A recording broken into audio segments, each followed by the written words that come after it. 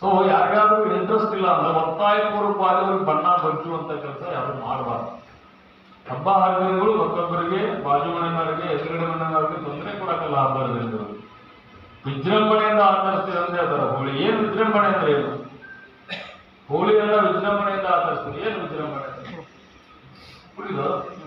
ಕುಡಿದು ಡಿಜೆ ಹಚ್ಚೋದು, ಕುಣಿದು. ಒಂದ್ ಕಡೆ ಕುಡಿದು ಡಿಜೆ ಹಚ್ಚಿ ಕುಣಿದ್ರೆ ಬೇಡ, ಊರ್ ತುಂಬ ಸಿಕ್ಕಾಗಿ ಬಣ್ಣ ಉಪ್ಪೋದು ಅಡ್ಡಾಡ್ತಿಂತ ಕೇಳುದ. ನಮ್ಮ ಹಬ್ಬ, ನನ್ನ ಖುಷಿ ಇನ್ನೊಬ್ಬರ ದುಃಖಕ್ಕೆ ಕಾರಣ ಆಗೋದಲ್ಲ. ನನ್ನ ಖುಷಿ ಅದನ್ನ ನಾ ಇನ್ನೊಬ್ಬರು ತೊಂದರೆ ಮಾಡ್ತಾನೆ, ಹಂಗೆ ಆಗುತ್ತೆ. ಪ್ರಜಾಪ್ರಭುತ್ವ ರಾಷ್ಟ್ರದಲ್ಲಿ ಬದುಕಾಕತ್ತೇವೆ ನಾವು. ಎಲ್ಲರೂ ಒಬ್ರಿಗೊಬ್ರು ಸಹಕಾರದಿಂದ ಬಾಳ್ಬೇಕಾಗತ್ತ. ಈ ಹಬ್ಬ ಹರಿದಿನ, ಜಾತಿ, ಧರ್ಮ, ಮತ, ಪಂಥ ಇವನ್ನೆಲ್ಲರ ಹೊರತಾಗಿ ಒಂದು ಬದುಕು ಅನ್ನೋದಿರುತ್ತೆ ಎಲ್ಲರಿಗೂ.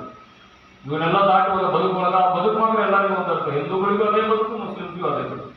ಹಬ್ಬಗಳ ಬಗ್ಗೆ ಆಗುವ ಬದುಕು ಮಾತ್ರ ಅದೇ ಇರುತ್ತೆ. ಆ ಬದುಕಿಗೆ ಧಕ್ಕೆ ಆಗುವಂತ ಕೆಲಸ ಯಾವುದು ಮಾಡಕ್ ಹೋಗಬಾರ್ದು. ಮಾಡಿದ್ರೆ ಅದು ಪ್ರಯೋಜನ ಇಲ್ಲ. ಎದರಿಂದಾಗಿ ಯಾವುದೇ ಒಂದು ವಿಚಾರದಿಂದಾಗಿ ನಮ್ಮ ಬದುಕಿಗೆ ಧಕ್ಕೆ ಆಗುತ್ತೆ ಅನ್ನೋದಾಗ್ತಂದ್ರೆ ಆ ವಿಚಾರನೇ ಸರಿ ಇಲ್ಲ ಅಂತ ನಾನು. ಆದ್ರಿಂದ ಆ ದೃಷ್ಟಿಯಿಂದ ವಿಜೃಂಭಣೆ ಅಂದರೆ ಸರಿಯಾಗಿ ಕುಡಿಯುವುದು, ಕುಡಿದು ಆಮೇಲೆ ನೀರು ಸಿಗಲಾದ ಏನಾರಾಗಿ ಸತ್ತು ಹೋದ ಉದಾಹರಣೆಗಳನ್ನ ಸಾಕಷ್ಟು ನೋಡಿಲ್ಲ. ನಾನು ಚಿಕ್ಕೋಡಿಗಳಿದ್ದಾಗ ಈ ರೋಡಿಗೊಂದು ಇದನ್ನು ಕಟ್ಟಿ ನೀರು ಬಿಡೋದು ಮಾಡಿ ಕುಣಿತಾರೆ ನಾವು ಕೇಳಿದ್ರೆ. ಹಂಗೆಲ್ಲ ಕುಣಿದ್ರು ಮುಂದೆ ಫಾರ್ಮರ್ಸ್ ಹೋದ್ರು. ಅಲ್ಲಿ ಕೆರೆ ಇದ್ದು, ಕೆರೆಯಾಗಿ ಸ್ವಿಮ್ಮಿಂಗ್ ಮಾಡಿದ್ರು. ಅಲ್ಲಿ ಕುಡಿದ್ರು.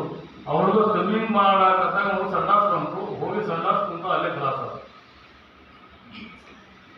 ಡಿಹೈಡ್ರೇಷನ್ ಮತ್ತೊಂದು ಮುಗಿದೊಂದು ಸ್ವಿಮ್ಮಿಂಗ್ ಮಾಡಿದ ಮೇಲೆ ಸಿಕ್ಕಾಪಟ್ಟೆ ಇದಾಗಿ